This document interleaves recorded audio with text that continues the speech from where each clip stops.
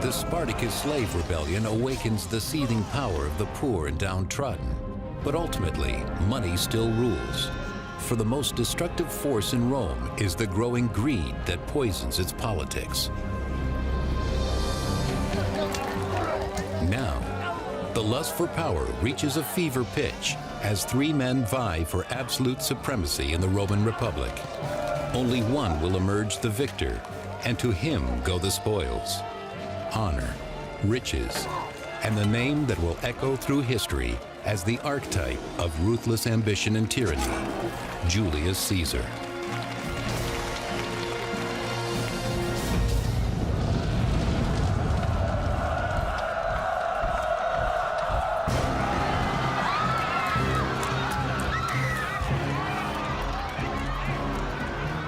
It is the middle of the 1st century BC, and democracy is breaking down in the Roman Republic. It is a time of riots and violent political upheaval. People saw blood and death every day. Murder was as important as the ballot box. Violence was not supposed to be the way that Romans decided the big political questions that set the course for the country. But violence breeds violence. And Rome had descended almost into a state of anarchy by Caesar's time. This is the troubled world in which young Julius Caesar grows up. By the age of 16, his father has died, and Caesar knows his life will be a struggle. Julius Caesar inherited that most distinguished family history a Roman could have. But by the time Julius Caesar was born in 100 BC, his family wasn't as rich and wasn't as powerful as legend said it ought to be. Julius Caesar wanted to restore to his family the glory and the leadership position that his family story said his ancestors had had. While still a teenager and sailing to study on the Isle of Rhodes, Caesar is kidnapped for ransom by notorious pirates. These were the biggest pirates and slave traders in the Mediterranean. So the pirates captured Caesar and held him ransom. It took a long time to raise the money, so Caesar spent a great deal of time in the pirates' camp. Holding his own against these murderers and thieves, young Caesar proves to be more than his captors bargained for. Caesar isn't your ordinary Roman. He's not going to be terrified. Pirates are the great threat to aristocratic society. So what Caesar is showing is that even when he's encountered this greatest of threats, he's risen above it. In the end, Caesar wins his freedom, and the pirates are brought to Roman justice, crucified, and left for the carrion birds. Caesar matures, and by 65 BC, now an experienced soldier in his 30s, he is sent to the Roman province of Hispania to suppress a dangerous band of rebels.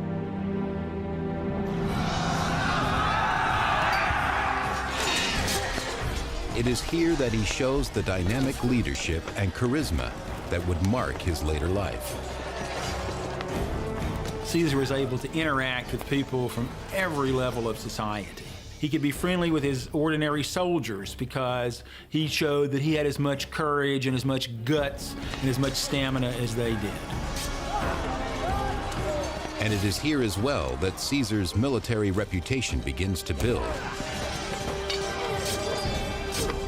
If you're a member of the elite who shows courage and clear-headedness and ability on the field of battle, that's going to translate into some political clout in Rome.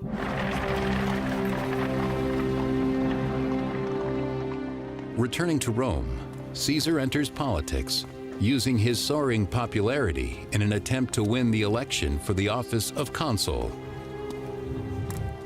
To be consul is to hold Rome's most prestigious position, and comes not only with the lucrative governorship of an entire Roman province, but the military command of the legions stationed there.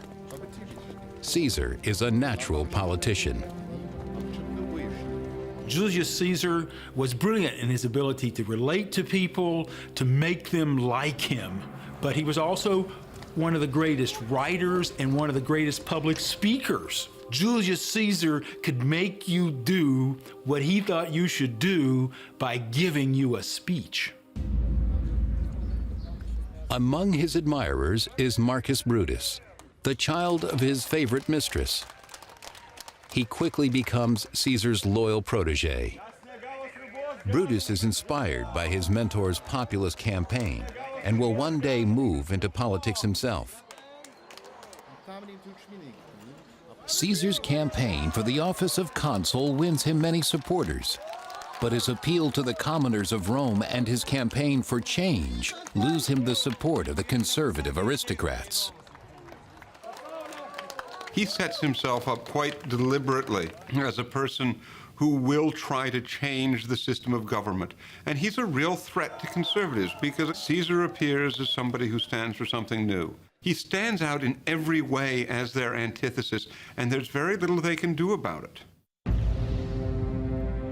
Still, even if Caesar is elected consul in Rome, the conservative senators can deny him the one thing he wants and needs the most: the governorship of the profitable province of Gaul.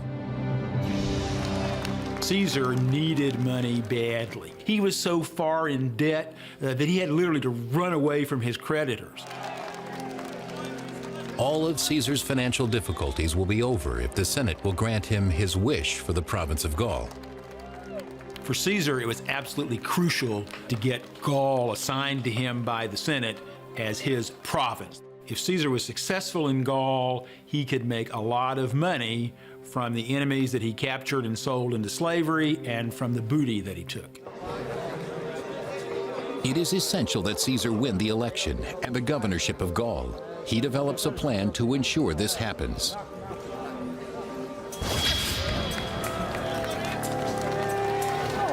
In the brutal arena of Roman politics, one should never fight alone. Caesar arranges a meeting with the two most powerful men in the Republic.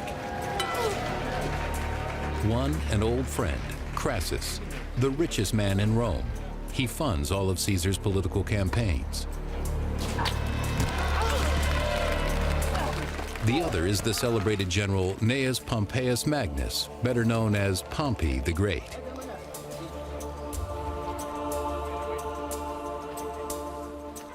Cunning as a gladiator in the arena, Caesar convinces Crassus and Pompey to work with him to win the election and control the Senate. Caesar really was the third man. He wasn't as distinguished as Pompey militarily, and he certainly wasn't as rich as Crassus. But Caesar had that glow, that aura, that charisma that nobody else had. This extraordinary alliance becomes known as the Triumvirate. The triumvirate is so powerful that they gain control of the political apparatus. They're able to almost, in a sense, bestow offices at will. And of course, this is going to put the bit in the bridle on the political freedom of the aristocracy, which it greatly cherished.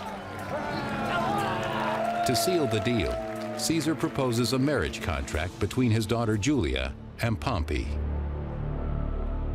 Marriages, especially among Roman aristocrats, are not so much love matches between a husband and a wife. It's more as if one family is marrying another family. And the women are simply tokens of the exchange. With their newly combined political muscle, Crassus and Pompey manipulate the system. Caesar wins the election for consul, and the two of them gain immense power for tax breaks and land grants. And then for Caesar, who has arranged it all, they confer a magnificent assignment. A 5-year term as the governor of not one, but 2 provinces in Gaul, and beyond them, a whole continent to conquer. Caesar heads north in search of glory and gold. At the same time, on a collision course with Caesar's army, a desperate and hungry horde of barbarians move south, preparing to invade Roman territory. Known as the Helvetii, they are 300,000 strong, seeking new lands to settle, by force if necessary. For reasons that are hard to know, maybe environmental, probably because of wars, the northern barbarians were moving south, lock, stock, and barrel, with men, women, and children. This Caesar will not allow. Along the banks of the Rhone River, the Romans throw up a barrier, a wall, 18 miles long. The Helvetians cannot pass. They must go instead through the lands of the Aedui tribe beyond the imperial border. But this poses a problem.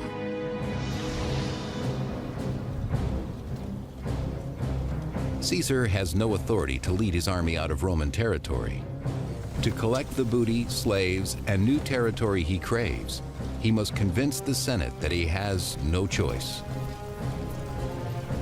He had to construct a threat of monumental proportions, and it so happened that the Helvetians managed to fill this role for him.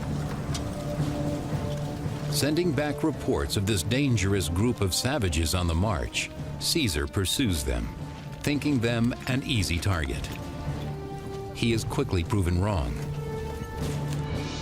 Without warning, the Helvetians melt back into the forest and ambush Caesar's rear guard. These groups had substantial military infrastructure, they had weaponry, they had military organization. They organized themselves into units that were ready to defend themselves. Despite the chaos of the moment, Caesar spots a superior battle position, a sloping hillside, where he arrays his troops. He understood how to put his men in a position where they were most likely to succeed. He also took very few risks. He had a tendency to stake out bold positions, but always positions where the enemy would be at a disadvantage in responding to him. Sure that their overwhelming numbers will carry the day, the Helvetians rush headlong towards the Roman hill. Caesar himself describes the battle. From our commanding position, the troops easily broke the enemy's phalanx. With a single spear, my men could pin together the Gauls' overlapping shields, forcing them to drop them. Then we drew swords and charged.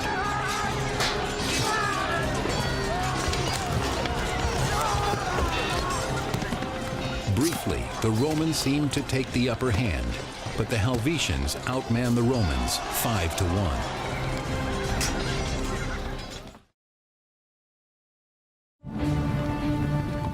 In 58 BC, the Helvetians, a violent barbarian horde, turned the tables on the Romans. They ambushed their rear guard, forcing Caesar to fight. Terror sweeps through the Roman ranks as the barbarians attack. They're already taller than the Romans, yelling at their top of their lungs, ready to charge in a mass, seemingly in a frenzy. I mean, what could be more frightening than trying to fight someone that you think is crazy, that is frenzied?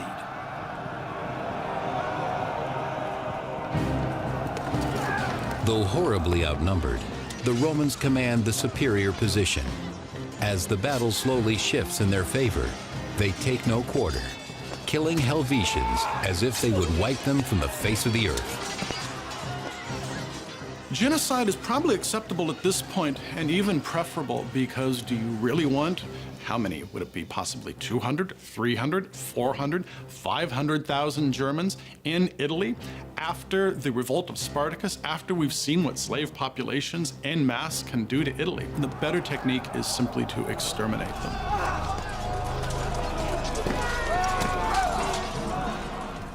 But survivors escape.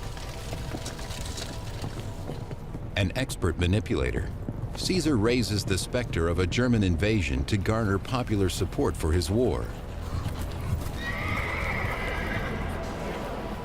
But in the Senate, conservatives suspect the real danger lies in Caesar himself. He is even seen as a threat to his ally, Pompey. He's beginning to look like somebody who will take Pompey's place as the leading figure in Rome. And the difference, of course, between Caesar and Pompey at this point is that Pompey had supported the status quo, where Caesar has always stood for its overthrow. Tension fills the city. The conservatives try to convince Pompey to break with Caesar. Too late. His new wife, Caesar's daughter, Julia, has completely beguiled the great general. Pompey was so in love with his teenage bride that he began neglecting politics so he could spend all his time with her. Pompey took his teenage love on constant tours to visit all the most beautiful gardens and parks in Italy. Pompey's generosity to Caesar even includes a member of his extended family, his protege, Marcus Brutus. As a favor, Pompey grants Brutus a lucrative post in one of the eastern provinces, allowing the young noble to rise in the political ranks, just like his mentor. With Pompey protecting Caesar's interests in Rome, Caesar turns his attention to rumors of invasion from the Gallic kingdom of Idoe. It is a quiet and pastoral region, unaccustomed to violence. Idoe. Most people, most of the time, were not involved in military activity. Most people spent most of their time farming, building their houses, making clothing, raising their children, and so on. In 58 BC, peace is shattered when Caesar reports that tens of thousands of barbarian warriors flood into Idoe, led by the terrifying warlord Ariovistus. Ariovistus becomes virtually a Saddam Hussein figure in the Roman imagination. He's virtually equipped with weapons of mass destruction in Roman terms. He's got this terrible, violent army that is, again, evocative of the barbarian leaders of earlier generations. He is rumored to be oppressing Rome's allies, left, right, and center, to be, in that way, directly attacking the prestige of Rome.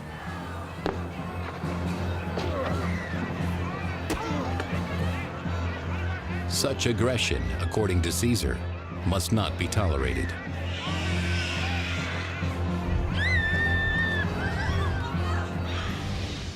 Caesar learns that Ariovistus plans to set up his base in the fortified town of Besancon.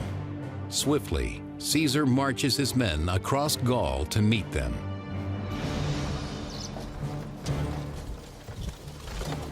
The renowned classical biographer Plutarch.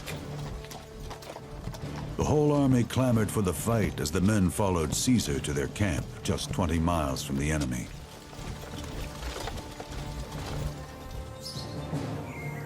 With the Roman legions closing in, the barbarians looked to their pagan gods for guidance. The German army of Ariovistus, like every ancient army, had priests and seers and shamans, in this case women, who were believed to have the ability to communicate with the gods. When the time for battle came, then the priests, the seers, the soothsayers would be asked, do the gods say that it's not prohibited for us to fight now? Weapons, water, the movement of the stars, all may bear messages from the gods. Through their totems, the soothsayers divine that Ariovistus will not win if he fights before the new moon. He must not move until then. It is the kind of intelligence upon which whole battles hinge, and it finds its way to Caesar's ear. Ancient peoples took these difficult to understand messages from the gods very, very seriously. Caesar knows that if he can force the barbarians into battle when they think the gods are telling them not to fight, that he will have a great psychological advantage. With the gods themselves seeming to lay his path, Caesar seizes the moment. Caesar sends his forces right up to the German fortification, threatening them and shaming them, and forcing, finally, against his will, Ariovistus to bring his troops out when they're going to be fighting with this dread in the back of their minds. We shouldn't be doing this, for the gods have told us not to go against Caesar. Caesar presses his advantage and attacks.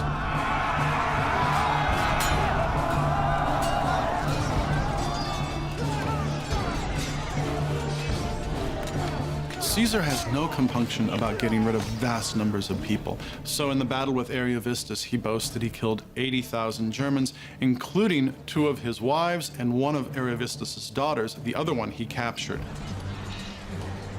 Ariovistus himself manages to escape and flees to Germany, leaving Caesar as the new master of Gaul.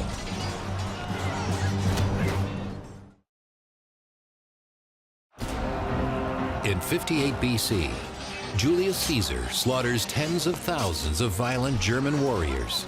Their leader, Ariovistus, flees in dishonor, releasing the Germans' hold on Gaul.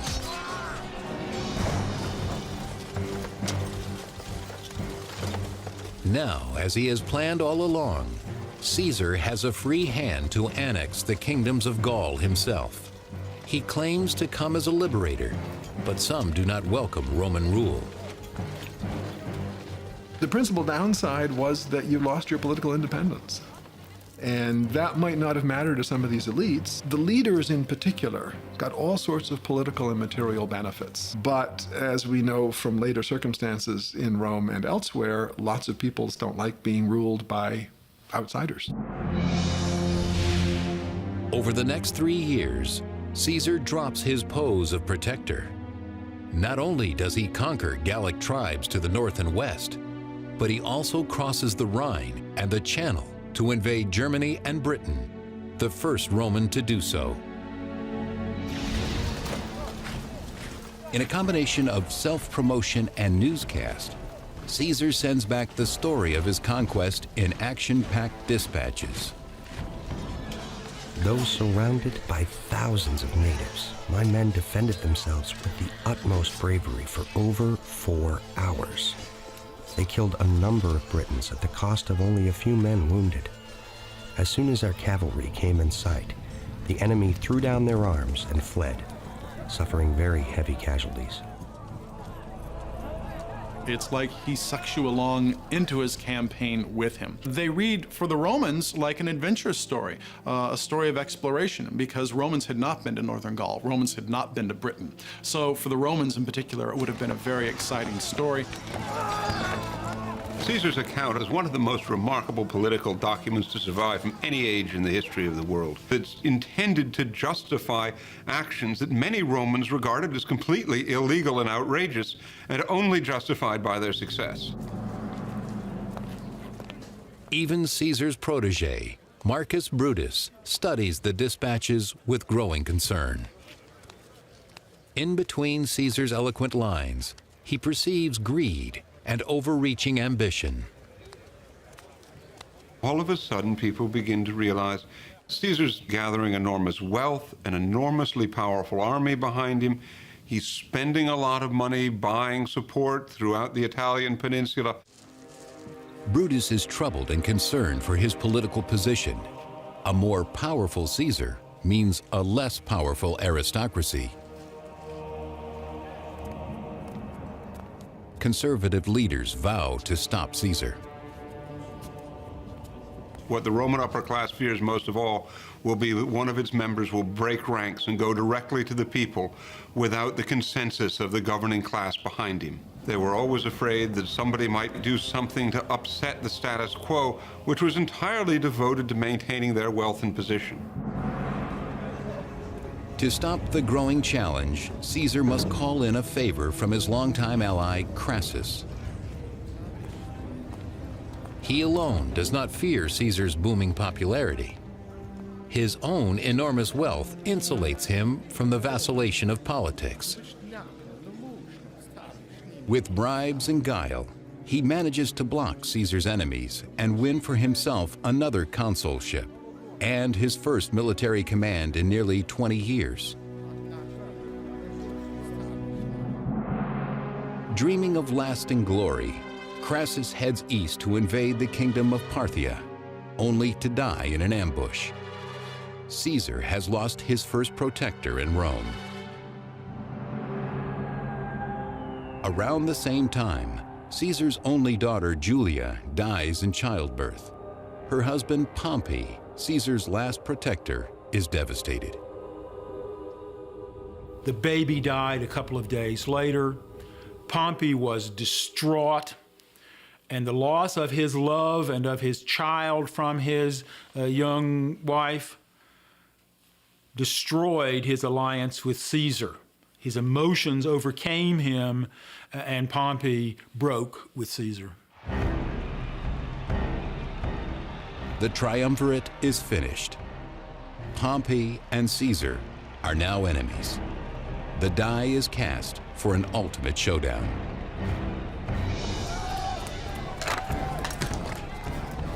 As political terror increases, the supporters of the two titans riot in the streets, each side determined to destroy the other. Rome was in political turmoil. Violence had become the norm in politics. There were street gangs fighting each other in political campaigns. In the mayhem, the Senate building, the very home of Roman government, burns to the ground. The situation in Rome is desperate. Back in Gaul, the situation is turning dangerous for Caesar as well. A charismatic Gallic leader named Vercingetorix rallies the Gauls to unite against the Romans from his homeland of Auvergne.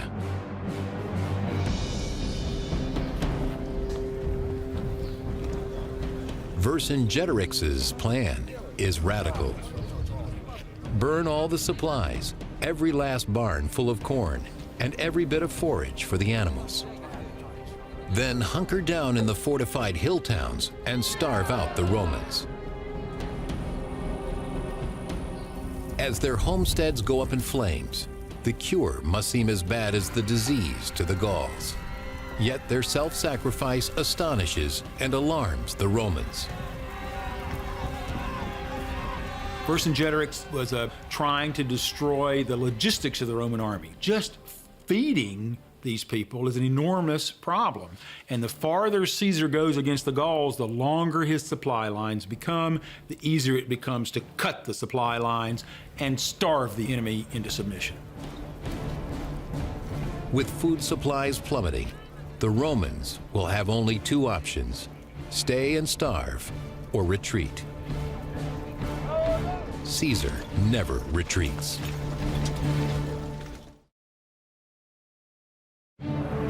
In 52 BC, a courageous warrior named Vercingetorix calls upon his people to rise up against Rome and burn their barns and food supplies. By winter's end, the Romans must choose starvation or victory.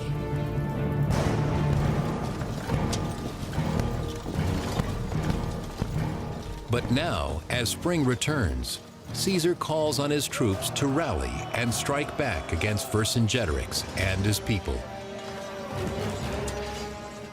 Among Caesar's most trusted subordinates is Mark Antony. Antony also has a lot of energy. He's a very brave soldier. He comes to Caesar with a lot of experience in the field, the kind of character that Caesar likes to have around. They attack Gergovia, where Vercingetorix and his people fight a furious defense. The battle is brutal. Caesar, fighting shoulder to shoulder with his men, escapes with his life, but the battle is a disaster. Meanwhile, back in Rome, the political situation deteriorates for Caesar, even more as his enemies gather strength. The conservative Senate declares Pompey sole consul, placing an army at his disposal. Then, to add insult to injury, Pompey turns down an offer to marry into Caesar's family again.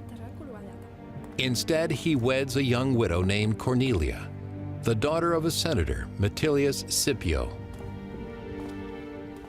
Pompey probably wants to offset the prestige that Caesar's accruing. Pompey, at this point for years, has been sitting on his laurels. He's been in Rome much of the time, and so he probably wants to hedge his bets at this juncture against Caesar. And he does this by casting about for political alliances with the aristocracy. Pompey even gets the Senate to make his new father-in-law co-consul. With this final betrayal, Pompey's move away from Caesar and into the conservative camp is at last complete. The situation is becoming critical for Caesar. He must salvage Gaul or lose face altogether. He pursues Vercingetorix and his army to the fortified town of Alesia and orders his men to dig a double entrenchment. One to keep the Alesians in, the other to keep their reinforcements out.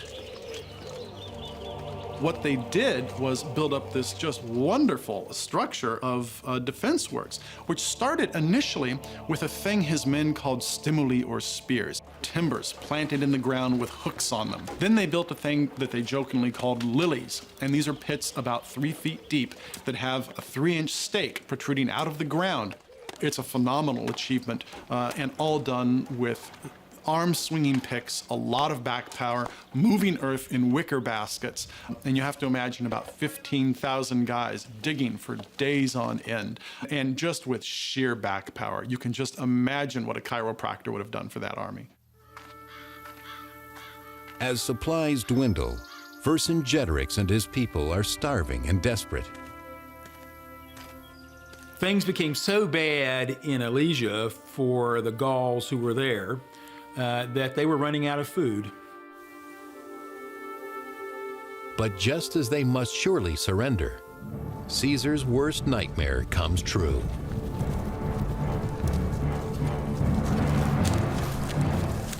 All of Gaul rises up to defend the Alesians. 200,000 fresh barbarian warriors march against the Romans. The Gauls are a relatively well-organized opposing force. They can muster a lot of people and muster them relatively quickly. We see that with the siege of Alesia, in which the besieger, Caesar, finds himself in turn besieged. With the arrival of reinforcements, Vercingetorix finally bursts out of the city gates. The Romans are surrounded.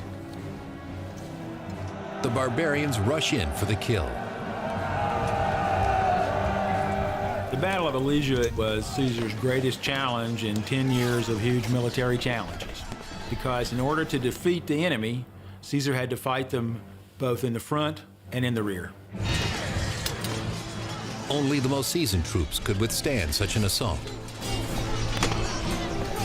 You had to be psychologically prepared to confront the enemy close enough to hack them to death with a 2-foot sword. You had to get into that killing zone that was literally at arm's length, where you could as easily be killed as killed. In his first-hand account of the Gallic Wars, Caesar describes the battle. Neither ramparts nor trenches could check the Gauls' furious onslaught, and I knew that the time for the decisive action was at hand. He has great lucidity, to the point that sometimes when his men were losing it, he would actually grab them by the throat and thrust them back into battle. So a great clear-headedness in the midst of great danger. Suddenly, the Gauls saw their cavalry in their rear and fresh cohorts coming up in front. They broke and fled, but we mowed them down. In 52 BC, in the fields outside Alesia, the dream of Gallic independence dies. Vercingetorix surrenders to Caesar, bringing much of northern Europe into the empire for good. Caesar's campaigns are important because they take the Roman Empire away from the Mediterranean into central Gaul, northern Gaul. He crosses into Germany, he crosses into Britain. So northern Europe is now included in the Roman Empire. And long term, this has really important consequences. So Caesar is now taking the Roman Empire away from this Mediterranean world. Now in victory, Caesar can return to Rome. He has eclipsed all the other nobles, even Pompey. After Caesar's near decade of overwhelming military success in Gaul, he wants to return to Rome to reap the rewards, to be recognized by everyone as Rome's leading man. But his rivals fear and hate him, above all because he's put them in the shadows. In 49 BC, many Roman aristocrats insist that Caesar release his army and return home, but Caesar balks. Caesar knows that if he were to disband his army and come to Rome, he would be murdered by his rivals who hate his success and know that Caesar can't be stopped because he's so popular. So Caesar's life was literally on the line. Caesar and his enemies are headed for a showdown, and no one can stop it.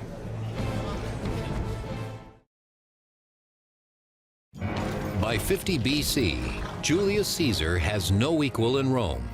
The Senate, fearing that he has grown too powerful, insists that he resign his command.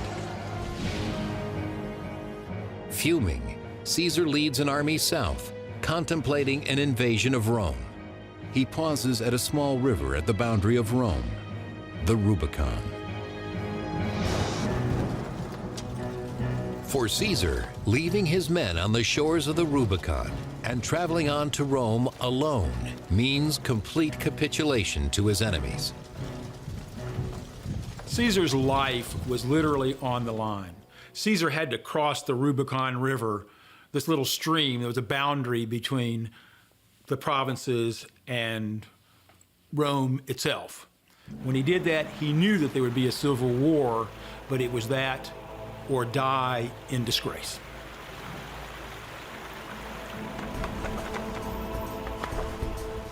One side of the power struggle is led by Caesar. Forged by a decade of campaigning, his army's belief in him is unshakable, its dedication absolute. The other side is led by Pompey. His army is scattered throughout Italy, and its loyalty is in doubt.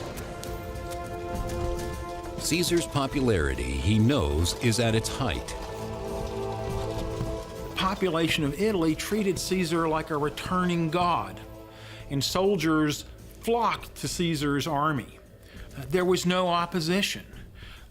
Those who feared him were fleeing like a wave towards Rome, and the city became a scene of absolute tumult and panic. The people at Rome who love Caesar are partying in the streets because they can't wait for him to return. Pompey gathers up the Roman Senate and flees to where support for him is deep and strong, Greece. It buys the great general valuable time. Months pass before Caesar can build and appropriate enough ships and supplies to follow him. By the time Caesar's troops disembark in Greece, Pompey has amassed a great army. In January 48 BC, at Pharsalia, the most important figures in Rome square off in tragic civil war.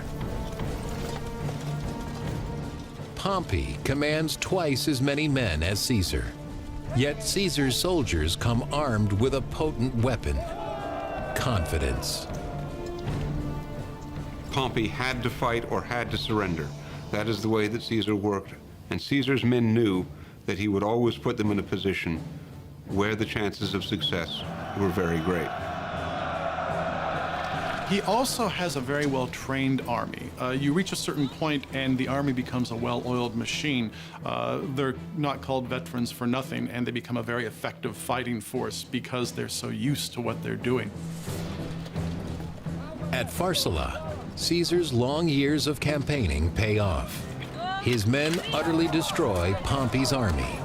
Pompey himself escapes. Caesar chases him to Egypt, but too late. In the end, the great Pompey is tricked, murdered, and beheaded by Egyptian brigands. The head is sent back to Caesar. Classical biographer Plutarch. When Pompey's head was brought to him, Caesar refused to look at him. But he took Pompey's signet ring and grieved as he did so. Did he really do that? It's very anecdotal, and it almost defies plausibility, but it is possible in a sense. It's possible because Pompey had been a colleague and a friend for a time. And maybe in a sense, Caesar saw what could happen to himself in the eyes of the dead Pompey. In 46 BC, with his rivals out of the way, Caesar has the total power he has craved his entire life. Rome is his. Caesar quickly moves to rebuild the city, changes the tax laws, and establishes colonies. He becomes the first leader of Rome to conceive an empire. Caesar essentially becomes the new state. Caesar replaces the Republic. Now, this is a great preview of what's going to happen under the emperors. But Caesar does it in such a way that he seems to disregard the traditions of the Republic. And as a result, he essentially cuts himself off and isolates himself. Unwilling to share his rule with lesser nobles, he proclaims himself dictator for life, king of Rome in everything but the name. The fear is if Caesar becomes a king, the rights of the people to vote, to choose, to express their opinion will be taken away from them. Outrage over Caesar's tyranny seeps like poison through the Senate.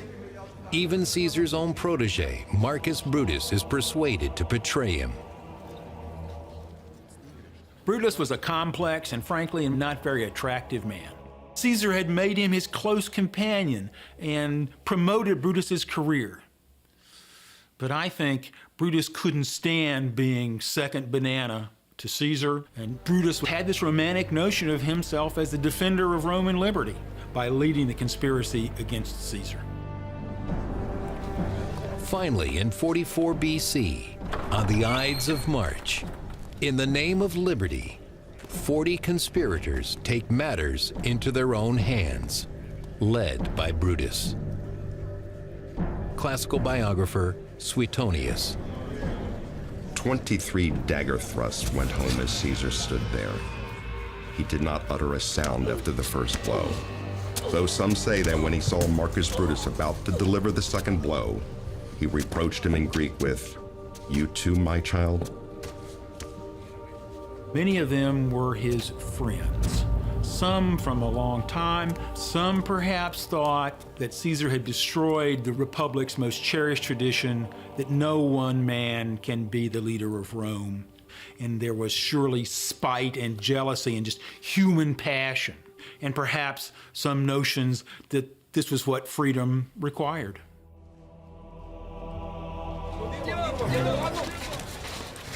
Caesar's death spawns not a rebirth of the Republic, as the conspirators hoped, only anarchy, more violence, eventually empire. I think, long-term, the infusion of obscene riches into Roman politics, the turning of the army into clients of the general as a patron, and the intense rivalry among the aristocrats to defeat each other instead of serving the country meant that the Republic was doomed even without the genius, the fire of Julius Caesar. It was his relative Augustus who found a way to make that work and create the Roman Empire.